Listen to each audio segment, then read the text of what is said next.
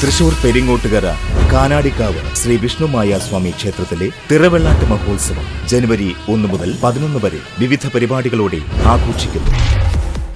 കാനാടിക്കാവ് ശ്രീ വിഷ്ണുമായ കുട്ടിച്ചാത്തൻ സ്വാമി ക്ഷേത്രത്തിലെ തിറവെള്ളാട്ട് മഹോത്സവത്തിന്റെ ഭാഗമായി നൃത്ത സംഗീതോത്സവത്തിന്റെ ഉദ്ഘാടനം രാവിലെ ക്ഷേത്ര മഠാധിപതി ഡോക്ടർ കെ വിഷ്ണു ഭാരതീയ സ്വാമി ഭദ്രദീപം തെളിയിച്ച് നിർവഹിച്ചു.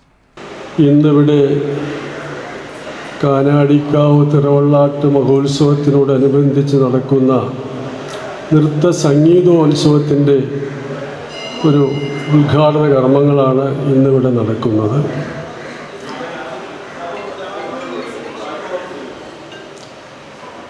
ലോകത്തിലെ ഭൂരിഭാഗം കലകളും നമ്മുടെ ഭാരതത്തിൽ നിന്നുണ്ടാവുകയാണ്. ഋഷിമാരും മുനിമാരുമൊക്കെ താപസന്മാർ മാത്രമായിരുന്നില്ല.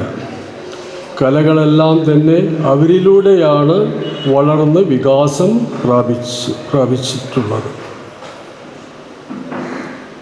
ഭരതമുനിയുടെ നാട്യശാസ്ത്രം തന്നെ നോക്കാം.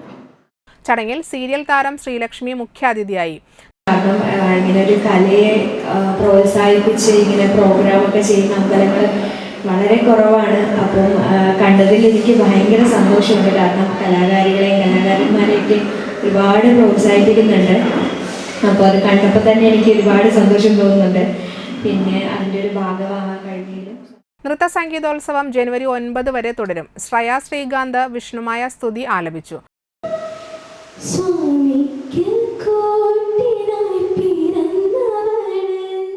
ശ്രീരാം രഞ്ജന്റെ സോപാന സംഗീതവും RLV രശ്മി വീണ കച്ചേരിയും അവതരിപ്പിച്ചു.